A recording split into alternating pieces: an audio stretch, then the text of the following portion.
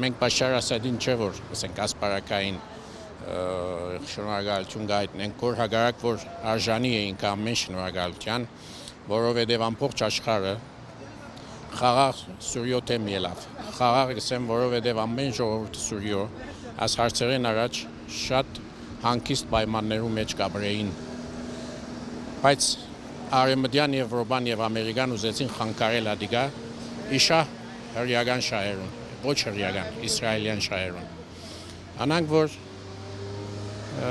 մենք գոհ ենք մեր երկրին գայունության, անոնք որոնք խանգարեցին մեր երկրի գայունությունը, մենք չենք կնարարկել անոնց։ Այս հարցերը որ եղան Սուրիո մեջ, զուտ սուրիական հարցեր չէին, ներքին խնդիրներ չունեինք, ասի արտաքին Թուրքի երկիրներու պատերազմն էր, դժբախտաբար սուրիացիները դուն դվին որ Սուրիո մեջ լա։ Հայկական համայնքը մինչև հիմա շատ հանգիստ պայմաններում ապրել Ասադի օրոք եւ շատ ազատություն ենք ունեցել ելնելու, իջնելու, փողոցում քայլելու եւ ամեն ինչի եւ մեզ շատ արիտներ են տրվել որպես հայ, որպես քրիստոնյա, մեզ շատ է օգնել կառավարությունը, դրա համար հայերը չեն պատկերացնում ուղղակի կառավարությունը առանց Ասադի։ Հիմա էլ կան հալածանքներ, այդ հալածանքները նախագահի հետ կապ չունեն, իսկ հայերը առաջի օրվանից էլ Բաշարի հետ են եղել, չեզոք դիրք չեն։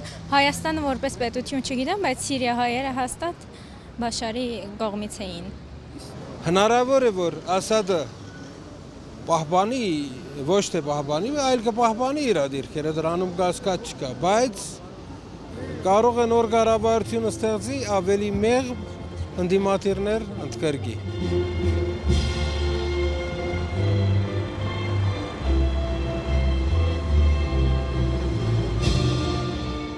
Спасибо, Руссия! Спасибо, Путин! Спасибо, Руссия! Спасибо, Путин! Спасибо, Руссия! Спасибо, Путин! Спасибо, Руссия! Спасибо, Путин!